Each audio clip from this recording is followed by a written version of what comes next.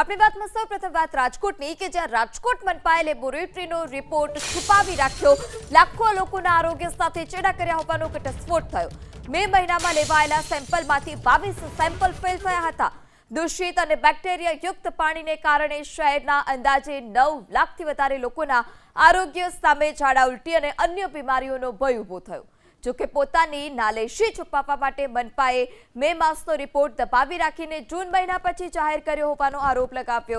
ત્યારે નિયમ મુજબ મનપા દ્વારા દર મહિને પાણીના સેમ્પલ મોકલી તેના રિપોર્ટ વેબસાઇટ પર જાહેર કરાય છે, પરંતુ લાઇન લીકેજ જેવા બહાના હેઠળ મનપાએ પોતાની નિષ્ફળતા છુપાવવાની કોશિશ કરી। મનપાના વોટરવર્ક્સ વિભાગે એપ્રિલ માસમાં 8 અને જૂન માસમાં 15 સેમ્પલ ફેલ દર્શાવ્યા, પરંતુ સૌથી વધારે 22 સેમ્પલ ફેલ થયા હોય તેવો મે માસનો રિપોર્ટ 1 મહિનાના વિલંબ બાદ જાહેર કરાયો।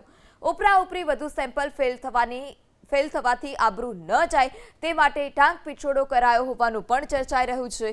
દૂષિત પાણીને કારણે મનપાના આરોગ્ય કેન્દ્રો પર દર મહિને 1100થી પણ વધારે પાણીજન્ય રોગચાળાના કેસો નોંધાઈ રહ્યા છે। આ ઉપરાંત સરકારી અને ખાનગી હોસ્પિટલોમાં પણ દર્દીઓની ભીડ જોવા મળી રહી છે। લોકોના સ્વાસ્થ્ય સાથે ગંભીર ખિલવાડ થઈ રહ્યો હોવા છતાં વોટરવર્ક્સ વિભાગ સામે આરોગ્ય શાખા કે મ્યુનિસિપલ કમિશનર દ્વારા કોઈ પણ પ્રકારની કાર્યવાહી કરવામાં નથી આવી। તબીબો અનુસાર બેક્ટેરિયા યુક્ત પાણી પીવાથી ઝાડા ઉલટી, કમળો, કોલેરા, પેટ અને કિડનીને લગતી ગંભીર બીમારીઓ તેમજ ચામડીના રોગ પણ થઈ શકે છે। ઓછી રોગ પ્રતિકારક શક્તિ ધરાવતા બાળકો અને વૃદ્ધો માટે આ પાણી અત્યંત જોખમી સાબિત થઈ શકે છે।